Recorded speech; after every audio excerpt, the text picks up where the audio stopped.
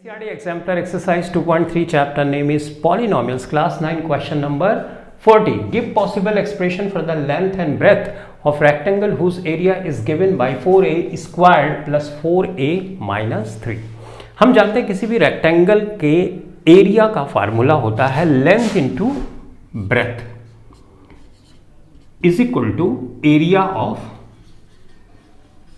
Rectangle, right? ठीक है, area of rectangle already इस क्वेश्चन में दिया गया है, ये हमने कर दिया। अब हम इसको करेंगे फैक्टराइज। फैक्टराइज हम कैसे करें? मिडिल टर्म को स्प्लिट कर देंगे दो पार्ट में। अब ये मिडिल टर्म को स्प्लिट कैसे करते हैं दो पार्ट में, इसके बारे में मैंने बहुत से क्वेश्चन में तुमको सिखाया, थोड़ा सा शॉर्ट में मैं बता देता हूं।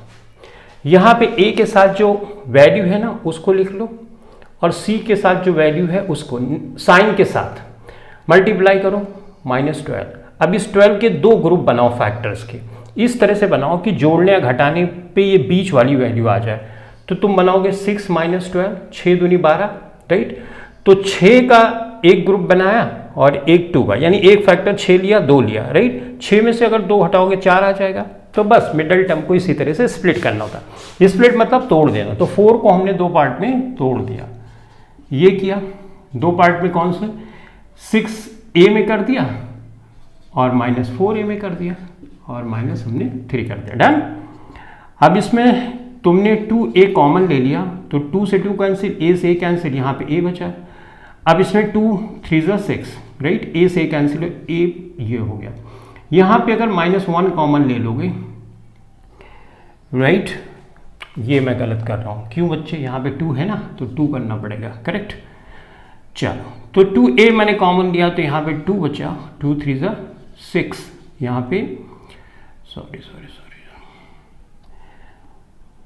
जल्दी जल्दी का काम अच्छा नहीं होता। चलो अभी फटाफट करें। यहाँ पे 2a कॉमन लिया, 2 से 4 को 2 से डिवाइड करोगे 2 आ जाएगा, a स्क्वायर को a से डिवाइड करोगे a आ जाएगा, ठीक है? 2 3 6, a से a कैंसिल हो गया। अब यहाँ पे अगर मैं -1 कॉमन ले लूँ तो वैल्यू तो सेम रहती है, खाली साइन अपोजिट हो जाता है। ठीक है, माइनस माइनस साइन था तो प्लस हो गया, राइट? 2a + 3 हो गया और 2a - 1 हो गया। ये जो एक्सप्रेशन आई, देखो ये मल्टीप्लाइड फॉर्म में आई, तो इसका मतलब इसमें से एक तो लेंथ होगा और दूसरी वाली वैल्यू जो होगी ब्रेथ की होगी।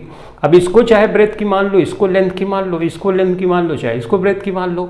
एक्सप्रेशन देखो उसी तरह से है ना, लेंथ इंटू ब्रेथ, राइट? तो L ये मान लो, B ये मान लो, तुम चाहे B इसको मान लो, L इसको मान लो, उससे फर्क नहीं पड़ता।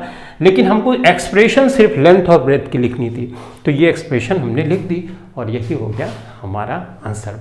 तो इस तरह से एक्सरसाइज 2.3 NCERT एग्जाम्पलर के जितने क्वेश्चंस थे मैंने सॉल्व कराए। इसके आगे की जो एक्सरसाइजेस हैं उसके भी क्वेश्चंस मैंने ऑलरेडी सॉल्व करा दिए हैं, ठीक है? तो चलो, thank you for watching this video, thank you very much.